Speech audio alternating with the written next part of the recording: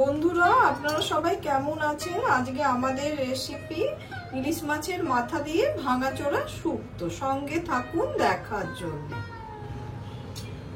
ভাঙাচোরা শুক্তো কিন্তু হয় সম্পূর্ণ আমিষ শুক্তো। এটা যে কোনো মাছের মাথা দিয়ে করা যায়। আজকে কিন্তু আমি করেছি ইলিশ মাছের মাথা দিয়ে। আপনি ইচ্ছে করলে রুই, কাতলা আর মাছ এইসব মাছের মাথা দিয়েও করতে পারেন এই রান্নাটা। ভাঙাচোরা শুক্তো বানাবার জন্য সমস্ত সবজিগুলো আমি নিয়ে নিয়েছি। পেঁপে, বেগুন, আলু, পটল, বরবটি, কাঁচকলা।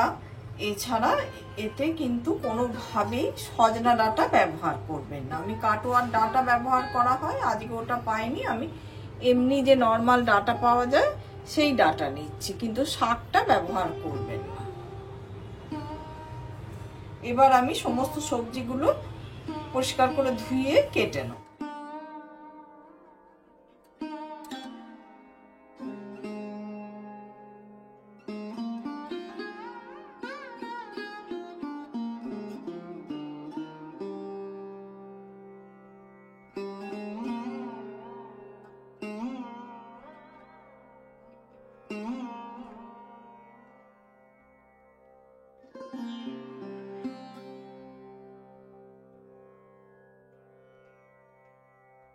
মাছের মাথা নিয়ে নিয়েছি, তাতে নুন দিয়ে দিচ্ছি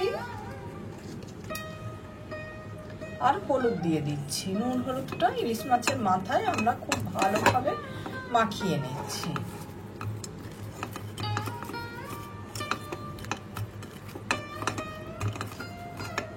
খুব ভালোভাবে নুন হলুদটা আমি মাখিয়ে নিই। এবার প্রথমে আমি ভাঙাচোরা শুক্তোর জন্য একটা মশলা ড্রাই রোস্ট করে নিচ্ছি। গোবিন্দভোগ চাল 1 চামচ দিলাম, কিছুটা রাঁধুনি দিলাম আর গোটা ধনে দিলাম 1 চামচ। খুব ভালোভাবে আমরা ড্রাই রোস্ট করে নেবো মশলাটাকে।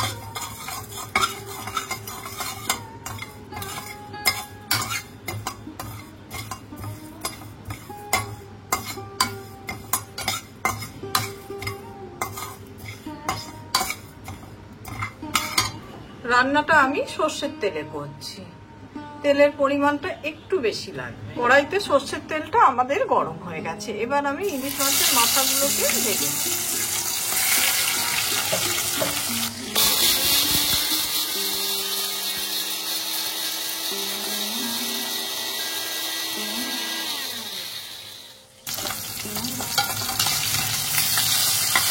মাথাটাকে কিন্তু ভালো করে ভাজতে হবে।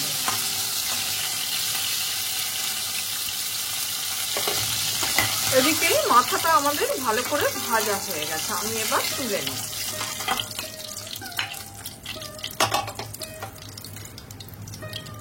ওই তেলে প্রথমে আমরা বেগুনগুলো ভেজে নেব। এদিকে বেগুনগুলো আমার ভাজা হয়ে গেছে, বেগুনটা তুলে নিচ্ছি। বেগুন কিন্তু খুব কড়া করে ভাজার দরকার নেই, বাকিটা রান্না করতে করতে হয়ে জাস্ট অল্প দাগ ধরে যাবে, তুলে নেব।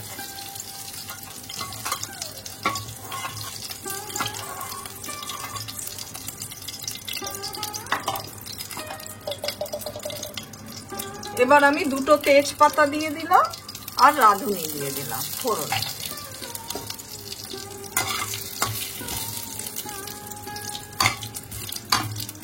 এদিকে ফোড়নটা থেকে যেই সুন্দর একটা গন্ধ বেরোবে, তখন আমরা কেটে রাখা সমস্ত সবজিগুলো দিয়ে দিই।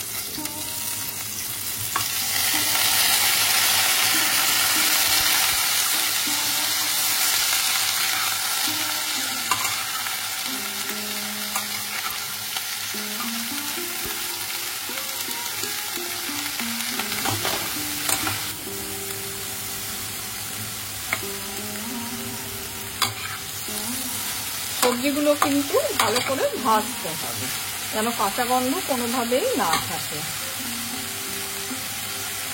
এবার আমি স্বাদ মতো নুন দিয়ে দিলাম।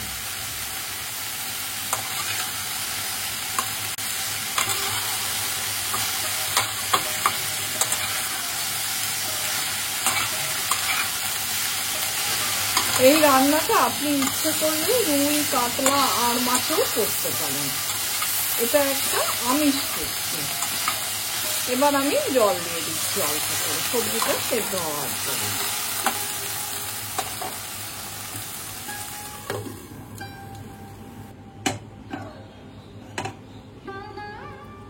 দশ মিনিট হয়ে গেছে, এবার আমি ঢাকাটা খুলে দিচ্ছি, দিয়ে সবজিগুলো হালকা হাতে নাড়াচাড়া করে দিচ্ছি। এদিকে সবজি প্রায় সেদ্ধ হয়ে এসেছে, এবার আমি ভেজে রাখা মাছের মুড়োটা দিয়ে দিচ্ছি, সেই সঙ্গে ভেজে রাখা বেগুনটাও দিয়ে দিচ্ছি। এবার আমরা মাছের মুড়োটাকে ভেঙে দেবো ঠিক এইভাবে।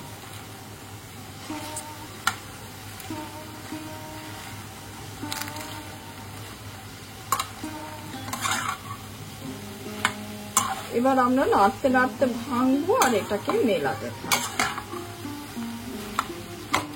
তবেই কিন্তু খেতে ভালো লাগবে।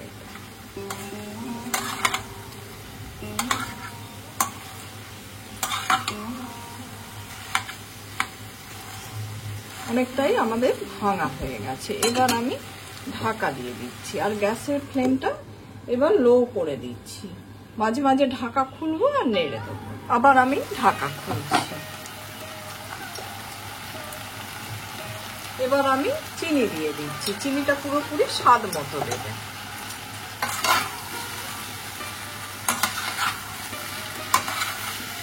এটা প্রায় মিলেমিশে গেছে।